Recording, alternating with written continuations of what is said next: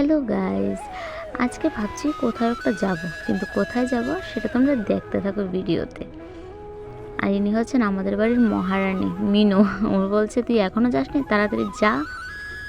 আর দেখতে না দেখতে বৃষ্টি চলে আসলো। ভাবছি কি করে যে যাই, কিভাবে যে যাই, আর যেতে পারবো কি না সেটাই ভাবছিলাম। কেননা সামনে তো দুর্গাপুজো, তো কিছু না কিছু তো করাতে হবে। আর আমাদের বাঙালিদের তো দুর্গাপুজো মানে অনেক বড় একটা ফেস্টিভ্যাল, তাই না? এখানে আমি ভাত খেয়ে নিলাম, এখানে মিনুকে ভাত দিয়েছি, মিনুও ভাত খেয়ে ফেলেছে। এখন রওনা হবো আমি।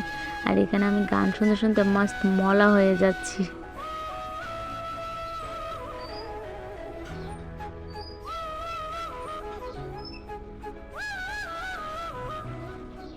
ইয়েস, চলে আসলাম পার্লারে।